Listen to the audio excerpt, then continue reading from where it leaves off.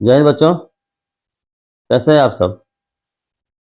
BSc का topic हम लोग स्टार्ट किए थे सम्स, कंक्रीट मैथमेटिक्स में पढ़ाया जाता है। उसी का एक पोर्शन बचा है फाइनाइट एंड इनफाइनाइट कैलकुलस। आज हम लोग डिस्कस करने वाले हैं very important topic. Infinite calculus means जो कैलकुलस हम लोग स्टडी करते आ रहे हैं अब तक, डेरिवेटिव, इंटीग्रेशन, वही है इनफाइनाइट कैलकुलस। ठीक है, तो इसमें ऑपरेटर यूज किया जाता है, ऑपरेटर डी, और फाइनाइट कैलकुलस में ऑपरेटर यूज करते हैं डेल्टा। जैसा कि लिखे हम, infinite calculus is based on the properties of the derivative operator D defined by dfx is equal to limit h tends to 0 fx plus h minus fx upon h। ये क्या है, हम लोग ऐसे लिखते थे f डैश x यानी derivative of fx, या कह सकते हैं डिफरेंशियल कोफिशिएंट ऑफ fx। ठीक है, इसी को लिखने का तरीका ऐसे है dfx। फाइनाइट कैलकुलस में it is based on the difference operator. यहाँ क्या है, डेरिवेटिव ऑपरेटर, यहाँ क्या है, difference operator delta, defined by delta fx is equal to fx plus 1 minus fx। आपका जो डेरिवेटिव ऑपरेटर है उसी में अगर h की वैल्यू 1 हो जाए तो ये बन जाएगा fx plus 1 minus fx upon 1, ये बन जाएगा। समझ रहे हैं, ये जो दो सिंबल हैं d और डेल्टा, ये दोनों ऑपरेटर कहे जाते हैं क्योंकि ये फंक्शन पर अप्लाई होते हैं, फंक्शन पर ऑपरेट होते हैं। किसी भी फंक्शन पर ऑपरेट करने के बाद एक नया फंक्शन प्रोड्यूस करते हैं। ठीक है, इसलिए इसको हम फंक्शंस ऑफ फंक्शंस बोलते हैं, फंक्शन का फंक्शन।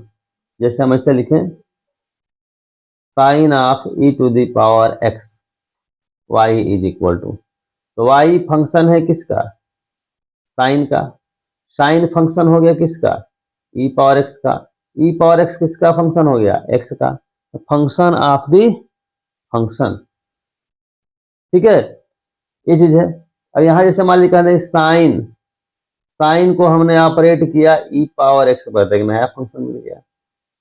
वही बात यहाँ है, ये जो है डेल डी है, वही फंक्शन fx है, fx पर जब हमने ऑपरेट किया तो एक नया फंक्शन मिलेगा। जैसे हम लिख दें डी साइन x, तो क्या मिल गया आपका, cos x हो गया। ठीक है, तो ये फंक्शन ऑफ दी फंक्शन कहलाएगा। समझ गए बात को, फंक्शन ऑफ दी फंक्शन कहलाएगा। इसको, इस पर हमने ऑपरेट किया। जैसे कहने का मतलब ऐसे, जैसे मान लें हम लिखते हैं ऐसे f ऑफ साइन x, जैसे हमने लिख दिया fx, fx का मतलब क्या हुआ आपका, function of the x, f of sine x माने function of the sine x। ठीक है, उसी तरीके से d of sine x, f of sine x होता है d ऑफ साइन x, ये फंक्शन ऑफ दी फंक्शन है, ये फंक्शन ऑफ दी फंक्शन है। इतनी बात समझ में आ गई। अब एग्जाम्पल द्वारा आपको हम बताते हैं, एक छोटा सा एग्जाम्पल है जिससे आप पहले से परिचित हैं। fx is equal to x to the power m, then dfx means dx to the power m, that is derivative of x to the power m is equal to mx to the power m minus 1। ठीक है, ये हम जानते हैं already. But in this case delta does not produce an equally elegant result, माने इसके equal delta अगर operate करते हैं तो इसके इक्वल रिजल्ट नहीं मिलेगा।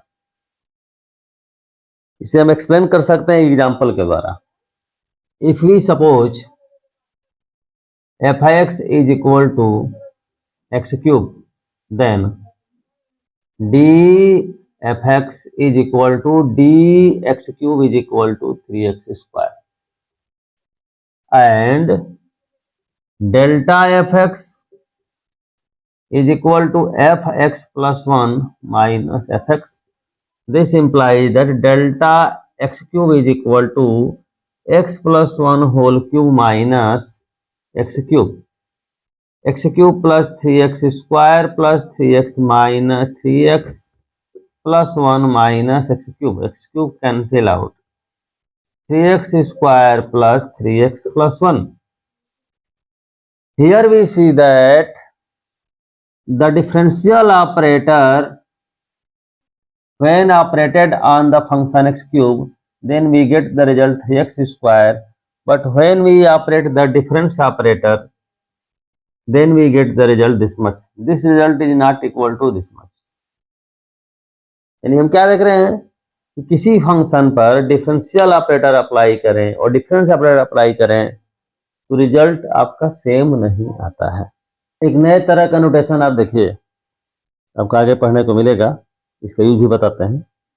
एक है फॉलिंग फैक्टोरियल पावर्स, एक है राइजिंग फैक्टोरियल पावर्स। जैसे हम लोग पढ़े हैं x to the power m कोई इंटीजर है यानी x इंटू कितना बार m टाइम्स,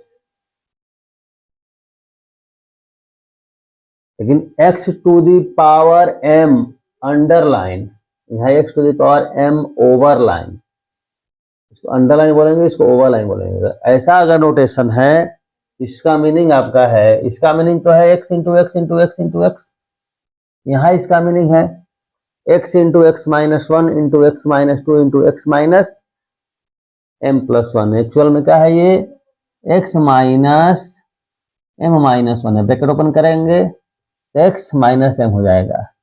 दीज आर कितने how many factors, m factors,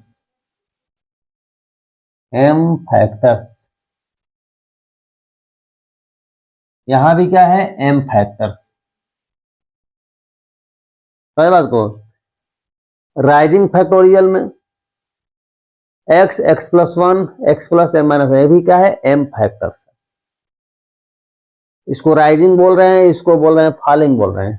क्यों बोल रहे हैं, क्या वैल्यू धीरे धीरे घट रही है, यहाँ वैल्यू क्या हो रही है, बढ़ रही है 1 1 करके, x plus 1 x plus 2 x plus 3, इसलिए इसको राइजिंग बोलते हैं, इसको फॉलिंग बोलते हैं। जैसे इसको पढ़ते हैं x to the power m पढ़ते हैं, वैसे ही इसको पढ़ेंगे x to the m rising, इसको पढ़ेंगे x to the m falling. x to the power m पढ़ते हैं, यहाँ ध्यान दीजिएगा x to the power m, यहाँ करेंगे x to the m falling, x to the power m falling भी बोल सकते हैं। समझ गए। और यह जो है दोनों फॉलिंग फैक्टोरियल हो या राइजिंग फैक्टोरियल है, दोनों ही आपका क्लोजली रिलेटेड है किससे, फैक्टोरियल फंक्शन फैक्टोरियल n से। फैक्टोरियल n हम जानते हैं already, n minus 1 n minus 2 up to कहां तक 1 तक है। अब ध्यान से जरा देखिए, this is equivalent to n to the n falling. कैसे, जैसे x है, x to the power m falling है तो x माइनस 1 x माइनस 2, ऐसे ही अब x की जगह n है तो क्या हो जाएगा n minus 1 n minus 2 n minus 3, कहां तक, यहाँ माइनस कहां तक है आपका x माइनस m प्लस 1, तो यहाँ क्या रहेगा n minus n plus n cancel, 1 हो जाएगा लास्ट में, यही आ जाएगा। अब 1 to the power n rising, 1 to the power n rising का मतलब क्या हो गया भाई 1, क्या है x प्लस 1 क्या है 1 प्लस 1 2 हो गया, 1 प्लस 2 3 हो गया, यानी 1 इंटू 2 इंटू 3 इंटू कहां तक आपका m माइनस 1, यानी 1 plus n minus 1 cancel, last में n हो जाएगा, क्या हो जाएगा 1 इंटू 2 इंटू 3 इंटू कहां तक n तक होगा, ये चीज आ गया।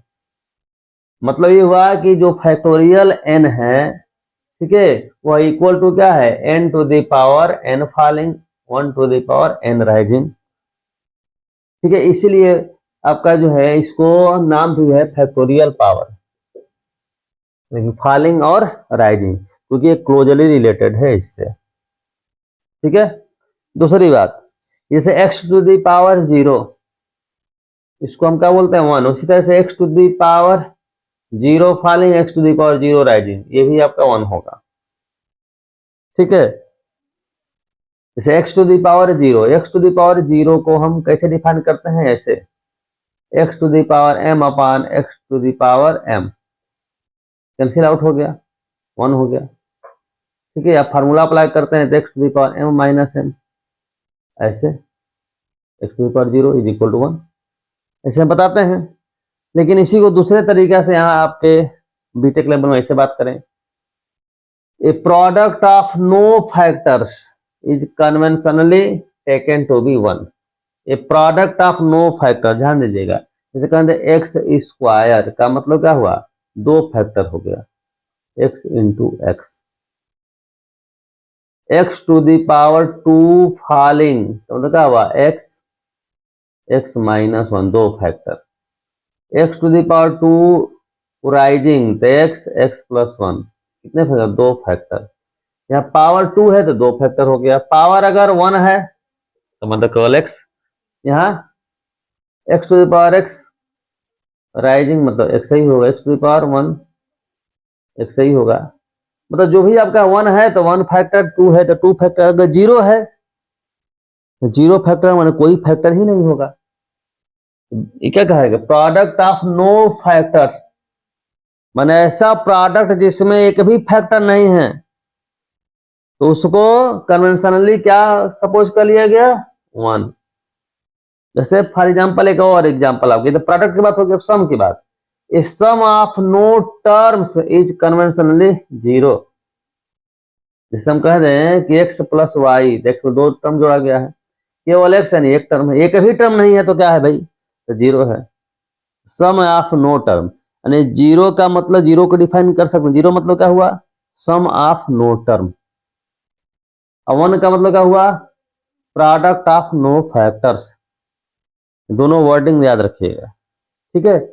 अब इस पर कुछ और डिस्कशन बताते हैं जो कि हम लोग यूज करेंगे फाइनाइट और इनफाइनाइट कैलकुलस। ये देखो, delta x to the power m falling क्या हो जाएगा, x plus 1 to the power m falling, x to the power m falling, x plus 1 to the power m falling. देखिए x to the power m falling यहाँ लिखी, इसकी value यहाँ लिखे हुए हैं, x minus 1 x minus m plus 1। इसमें अंतर क्या है, x की जगह x प्लस 1 आ गया, तो जहाँ x हमारा x प्लस 1, तो यहाँ क्या हो जाएगा, जैसे कि x प्लस 1 के बाद डिक्रीजिंग ऑर्डर x माइनस 1, जानो तो एक टर्म और लिख दिया था और क्लियर हो जाए। यहाँ क्या है भाई, x की जगह जैसे लास्ट टर्म लिखना है, x की जगह x plus 1 minus m plus 1, यहाँ भी है माइनस m प्लस 1, यहाँ भी, ठीक। अब देखिए आपका, अब इसमें देखें आप कि x से लेकर के यहाँ इसके, अच्छा इसके जस्ट पहले की हम बात करें, जस्ट पहले वाली वैल्यू क्या आएगी, x माइनस m प्लस 2 हो जाएगा, क्योंकि लेफ्ट में जाने पर वैल्यू एक एक बढ़ती जाएगी, राइट में जाने पर वैल्यू एक घटती जाएगी, डिक्रीज होगी। तो x माइनस m प्लस 2 यहाँ है ना, x माइनस m प्लस, देखिए 1 प्लस 1 प्लस 2, यही हम क्या करेंगे, x से लेके यहाँ से यहाँ तक कॉमन हमने ले लिया, ठीक। तो बच क्या गया, यहाँ बचा x प्लस 1, ठीक है, यहाँ क्या बच गया, ये वाला टर्म बच गया, तो minus x plus m minus 1, x x cancel, 1 1 cancel, यहाँ बच गया m, तो यहाँ m यहाँ लिखिए, बच गया x minus 1 x minus m plus 2, ये इज इक्वल टू क्या होगा, m x to the power m minus 1 falling, ठीक है। अब ये दिस इज सेम एज कैसा है आपका, अगर differential operator x to the power m पर अप्लाई करते हैं तो m x to the power m minus 1, ठीक है। उसमें हम इसके पहले एग्जांपल में दिखाए थे कि यहाँ अगर आप अप्लाई करते हैं डिफरेंस ऑपरेटर, यह इसके इक्विवेलेंट नहीं आता है, लेकिन अगर हम x to the power m falling नया टाइप का फंक्शन हमने डिफाइन कर लिया, ठीक है, तब यहाँ आपका डिफरेंशियल ऑपरेटर की तरह यहाँ रिजल्ट आने लगा, समझ गए। x to the power m falling पर आपके सिलेबस में बहुत सारे क्वेश्चंस हैं और एग्जाम में भी बहुत सारे क्वेश्चंस आएंगे, ठीक ना। इसके कुछ इंपॉर्टेंट रिजल्ट हमने लिखा है। इस x to the power m falling को लिख सकते हैं x to the power m plus one falling upon x minus m. Prove करके देख लो। यदि इसको हम एक्सपेंड करेंगे तो क्या लिखेंगे, एक्स एक्स माइनस वन। बस यहां से ये को याद रखना, देखो ये वाली वैल्यू, ये result x to the power m fall x x minus one x minus m plus one, x x minus one so on x minus, ठीक है, एम के जगह पर क्या है, एम प्लस वन है, एम के जगह एम प्लस वन लिखेंगे तो minus m minus one plus one हो जाएगा,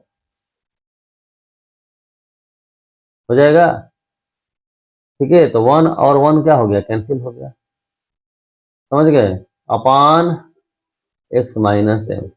अब एक चीज ध्यान दीजिए, एक्स माइ इसके जस्ट लेफ्ट में अगर देखेंगे आप वैल्यू तो एक बढ़ा देंगे तो क्या हो जाएगा, x minus m plus one. तब क्या देख रहे हैं, एक्स माइनस एम से एक्स माइनस एम कट गया, x to the power m falling की वैल्यू आ गई ना, समझ रहे हैं बात को।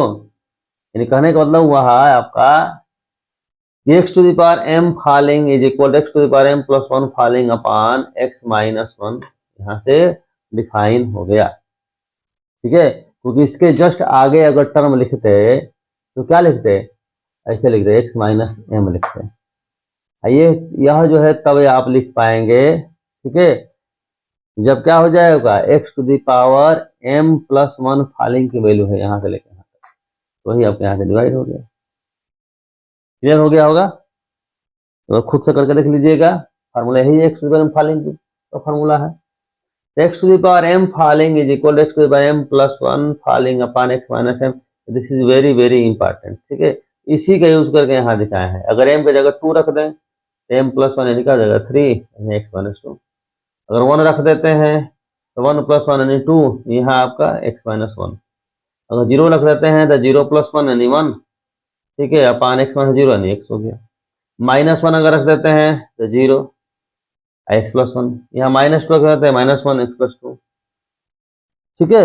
अगर यहां से देखें, यहां से नया रिजल्ट चाहते हैं हम, x to the power minus one falling की वैल्यू यहां से देते हैं x to the power zero falling upon x plus one. X to the power zero falling पहले बता चुके हैं वन होता है, ठीक है, यानी आपका वन अपान क्या हो जाएगा, one upon x plus one x plus to. यहाँ सबसे इंपॉर्टेंट बात यहाँ देखिएगा कि यहाँ टू है, यह क्या है x plus one x plus two है, यहाँ एम है तो x plus one x plus two x plus m तक जाएगा, ये बहुत बहुत इंपॉर्टेंट है। अब ये ऑर्डिनरी जो है आपका इंडिसेस का जो रूल होता है, x power m plus n को x power m into x power n लिख सकते हैं, ठीक है। आई एम फॉलिंग वाले में x to the power m plus n falling में x to the power m into x minus m to the power n falling. इसको prove कर सकते हैं कैसे, देखिए, जैसे आरएचएस हम ले लें तो x to the power m falling यहाँ से वैल्यू लिखें, क्या होगा x x minus one, last में क्या होगा x minus m plus one. X minus m करेंगे तोड़ेंगे तो क्या हो जाएगा x minus m x minus m minus one, ठीक है, लास्ट में क्या हो जाएगा एक्स माइनस एम तो रहेगा, आइए क्या हो जाएगा माइनस एन प्लस वन।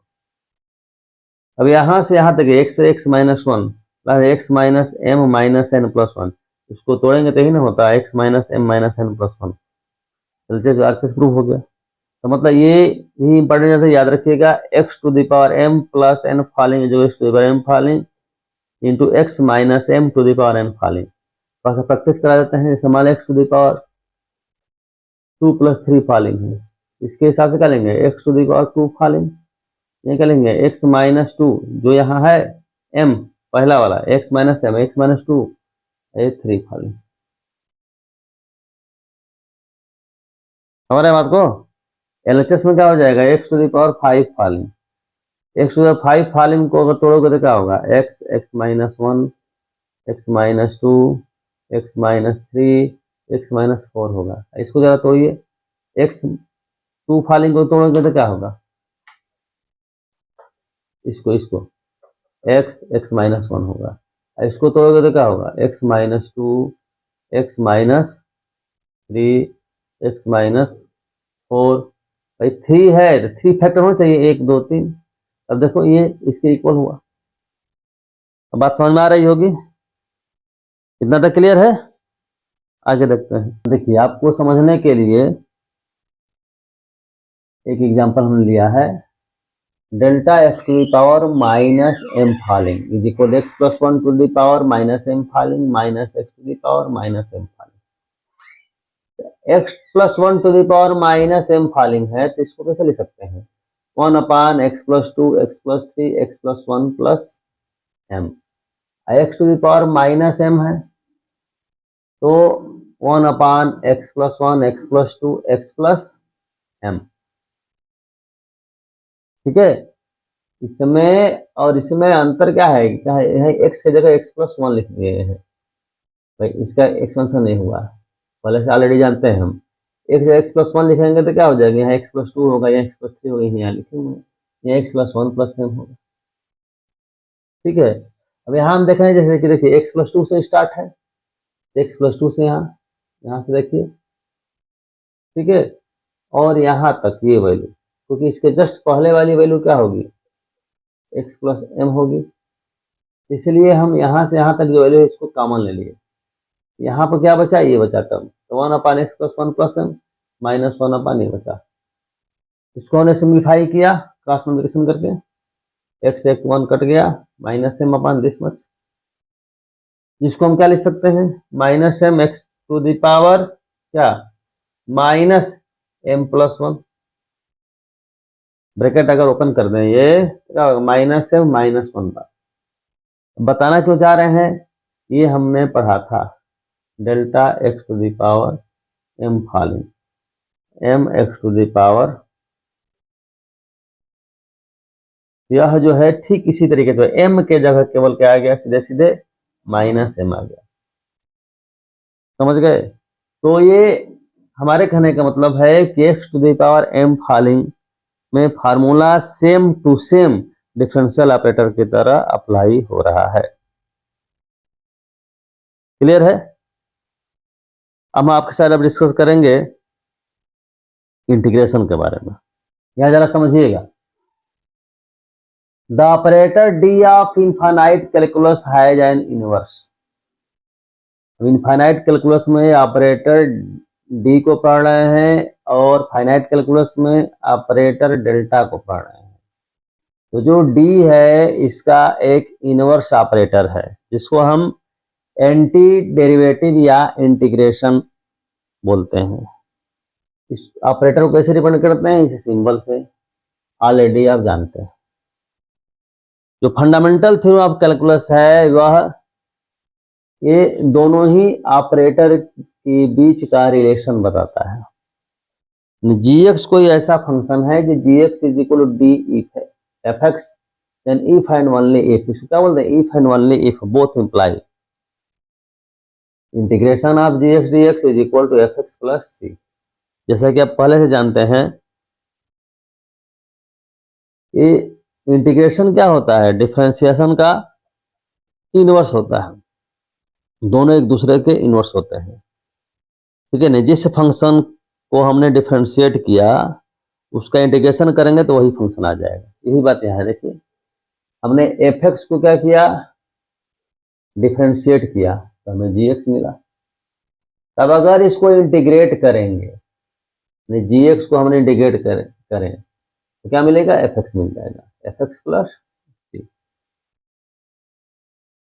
ठीक है, मतलब यह जो आपका इंटीग्रेशन है, ठीक ना, ठीक है, is the class of function whose derivative is g x, जिसका डेरिवेटिव क्या है आपका, जी एक्स है।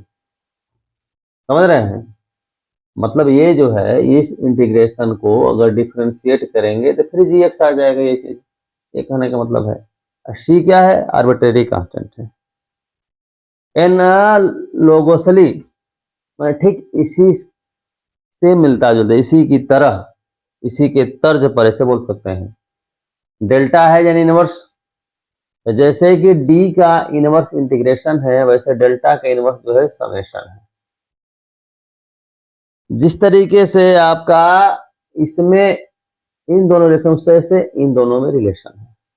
कैसे भाई, अगर मान लीजिए जी एक्स जो है डेल्टा एफ एक्स है, जैसे यहाँ लिख रहे सेम टू सेम, इसलिए लिखा गया है एनालोगसली, इसी की जैसा, g x is equal to d f x, यहाँ क्या लिखे हैं g x is equal to delta f x, both imply, क्या इंटीग्रेशन ऑफ जी एक्स, यहाँ समेशन ऑफ जी एक्स, यहाँ डी एक्स लेकिन यहाँ डेल्टा एक्स यूज होता है, ये वाला सिंबल यूज होता है, is equal f x plus c. ठीक है, ठीक उसी तरीके से यह जो है ये ये क्या रिप्रेजेंट करेगा, आपका क्लास ऑफ फंक्शन रिप्रेजेंट करेगा जिसका डिफरेंस जी एक्स है। जैसे यहाँ सी क्या है, आर्बिट्रेरी कांस्टेंट है, यहाँ सी एक फंक्शन है, इस तरीके का फंक्शन है पी एक्स है कि पी एक्स प्लस वन की वैल्यू पी एक्स आ जाए,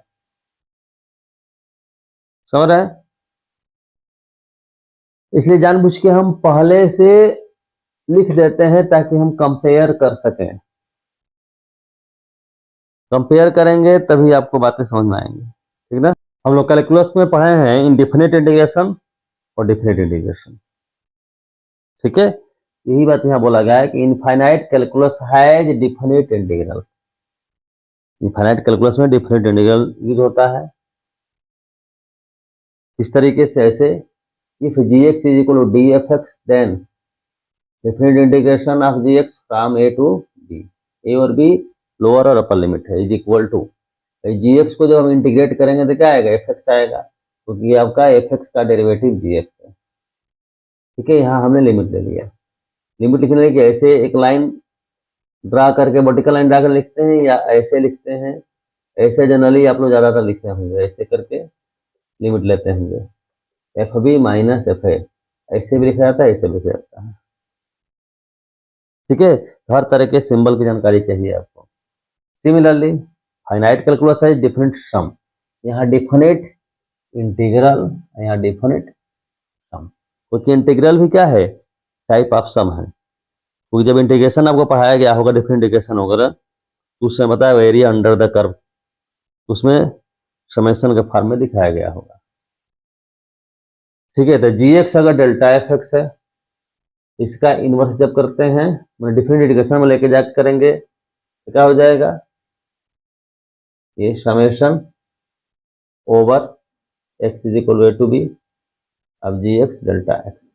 अच्छा, इसको हम ऐसे भी लिख देते हैं, जैसे यहाँ लिमिट लिए हैं ऐसे, x is a to b, यहाँ लिखते हैं ए, यहाँ लिखते हैं बी, ऐसे लिख सकते हैं, इससे कंफ्यूजन में नहीं आना है, ऐसे भी लिखते हैं ऐसे भी लिखते हैं।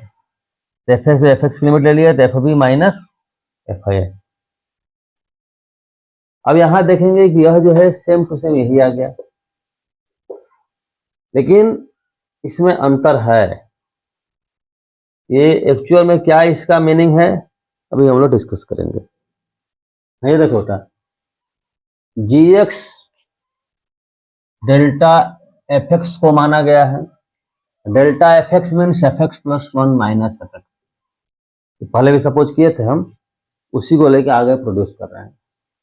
ठीक है, b is equal to a, जो समेशन है g x delta x is equal क्या हो जाएगा, f i minus f i, zero हो जाएगा, वो जो पढ़े हैं उसके बेसिस पर।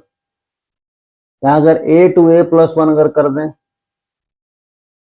तो क्या हो जाएगा, f i plus one minus f आई। ठीक है, क्योंकि अभी अभी जो यहाँ जो हम पढ़े थे इसके पहले, ये g x a to b था, f b minus f a था, उसी के बेसिस पर कर रहे हैं। अगर ए टू ए है तो f i minus f a zero, a to a plus one है तो f i plus one minus f i, f i plus one minus f a जो होगा जी ए होगा यहाँ से, क्योंकि f x plus one minus f x is equal to g x, then f i plus one minus f i is equal to g a. Clear है ये? अब देखिए आपका अगर a to b plus one हो, this is very very important, a to b plus one है and a to b है, ठीक है, तो a to b plus one है तो करेंगे f b plus one minus f है, ये बेटा एफ बी माइनस एफ है कैंसिल हो गया, f b plus one minus f b, यानी ये हो गया जी बी, ये हो गया आपका जी बी। अब ध्यान दीजिए, इस रिजल्ट को देखने से हम किस कंक्लूजन पर पहुंचे।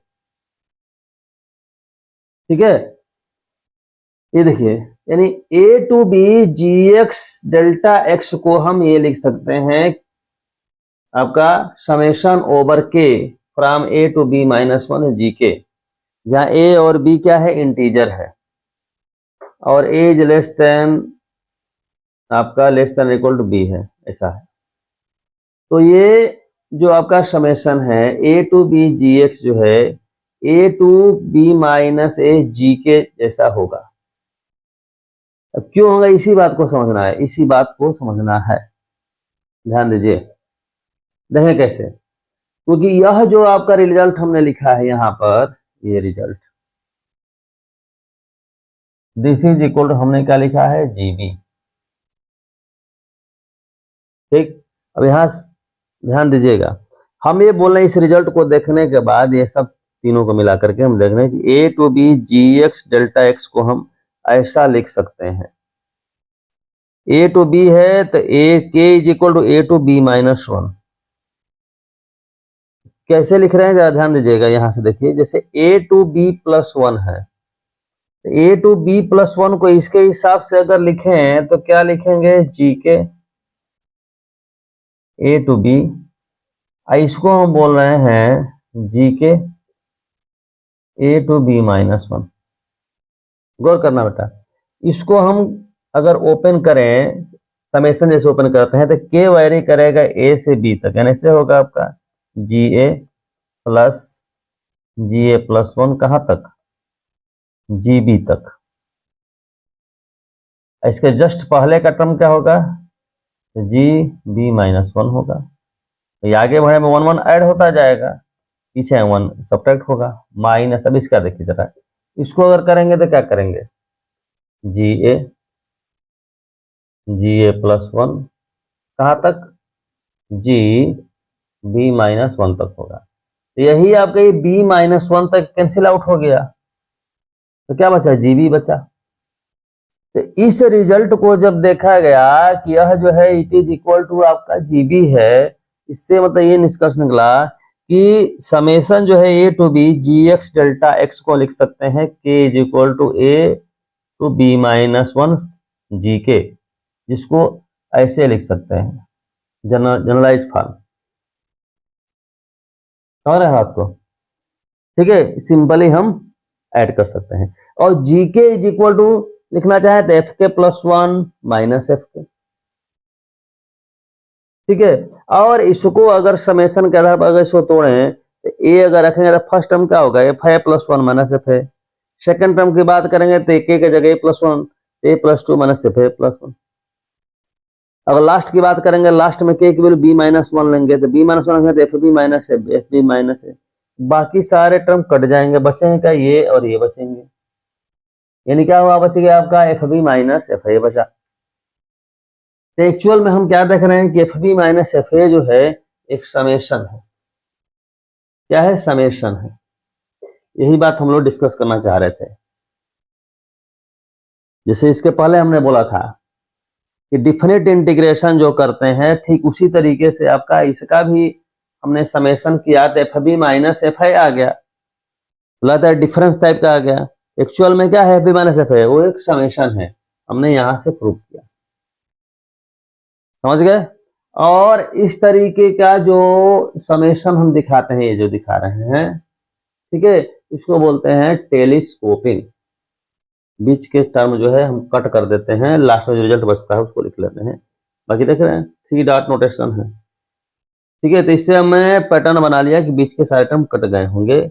इस मेथड को इस तरीके से जानने की जो क्रिया होती है, इसको बोलते हैं हम टेलीस्कोपिंग। यहां तक क्लियर है, आगे बात करें। ये देखिए, अभी भी हम लोग पढ़े हैं summation of g x from a to b return as f b minus f a, minus common ले लेंगे तो f a minus f b हो गया। F a minus f b को हम लिख रहे हैं summation from b to a, ठीक है। इसे ये प्रॉपर्टी हम लोग पढ़े हैं a to b f x d x is equal to minus b to a F x d x integration, वैसे ही समेशन में, ठीक वैसे ही जो उसमें प्रॉपर्टी पढ़े हैं a to c c to b हो जाएगा ए टू बी इंटीग्रेशन में, जस्ट लाइक दिस। और समेशन में एक देखिए एक important example, summation over k from 0 to n, generalize form 0 is less than equal to k is less than n, यहाँ open रहता है, ठीक है, k to the power m falling, this is equal to k to the power m plus 1 falling upon m plus 1, यहाँ limit ले लिया, limit लेने के बाद k की जगह n, लोअर लिमिट लेंगे तो 0 हो जाएगा।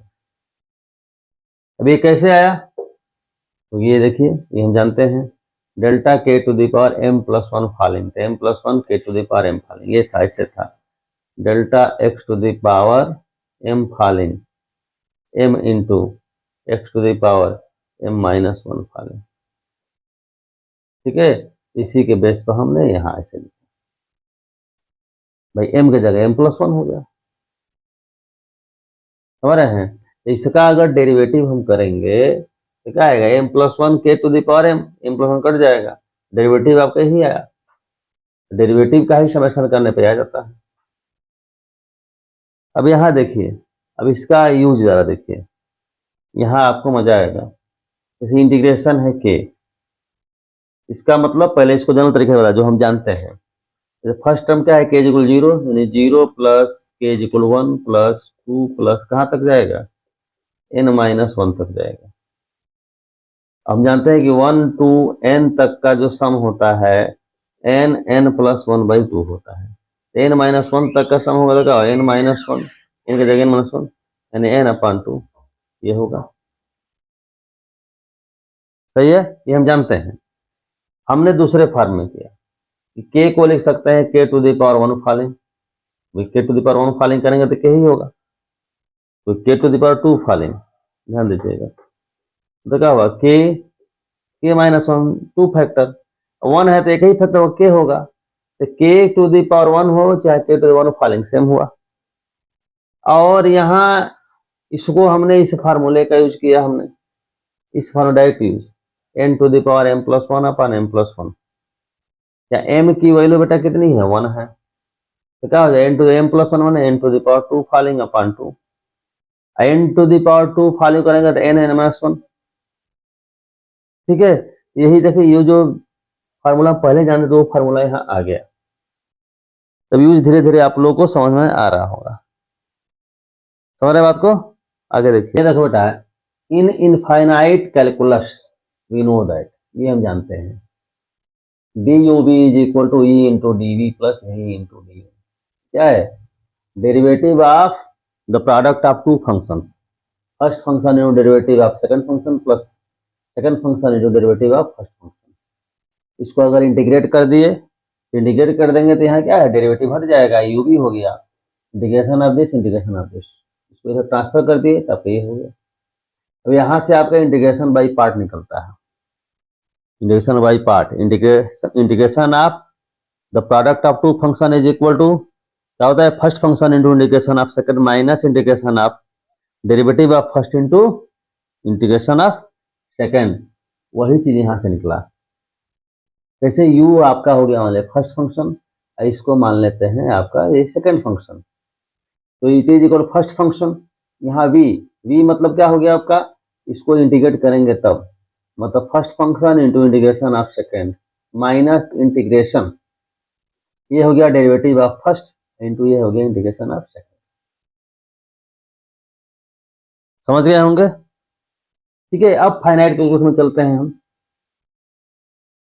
अब डेल्टा यू भी निकालना है, u का मतलब function of x, v function of x, तो जैसा कि हम जानते हैं तो डेल्टा एफ एक्स का मतलब क्या हो गया आपका f x plus 1 minus f x, ठीक उसी तरीके से क्या होगा आपका delta u x into v x का मतलब क्या है u x plus 1 v x plus 1 minus u x v x, ठीक है।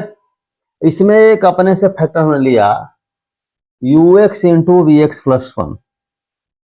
जैसे यहाँ क्या है, चेंजिंग क्या है आपका, x में भी चेंजिंग है, यहाँ v u वाले में भी चेंजिंग है, v वाले में चेंजिंग है। यहाँ हम क्या करते हैं कि u को एज इट इज रखने देते हैं, v की चेंजिंग लेते हैं, minus u x v x हमने सब्ट्रैक्ट किया, इतना ही ऐड कर दिया, कोई फर्क पड़ने वाला नहीं है। इतना करने से फायदा क्या हुआ, इन दोनों में हमने v x plus one common लिया, तो इतना हुआ। यहाँ यू एक्स कॉमन होगा, ये हुआ। अब u x plus one minus u x मतलब डेल्टा यू, ये v x plus one minus v x मतलब डेल्टा वी, इसको हमने पहले लिख दिया, u x delta v x. यहाँ आपका वी एक्स प्लस वन, ये डेल्टा यू एक्स। ये एक नया नोटेशन है कि E f x is equal to f x plus one, f x plus one को ई एफ एक्स, ठीक है, लिखते हैं। सही है, इसलिए वी एक्स प्लस वन को हम ई वी, क्योंकि आगे आपकी बुक में ऐसा नोटेशन आएगा तो इसका मीनिंग समझ लीजिएगा।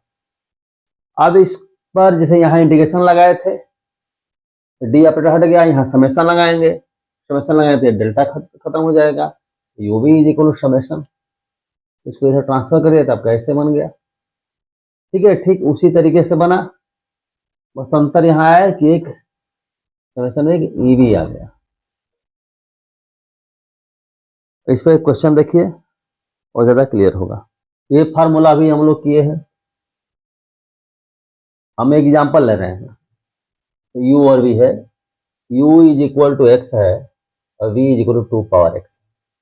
डेल्टा u अगर निकालना है तो ux plus one minus u x n x plus one minus x n one हो जाएगा।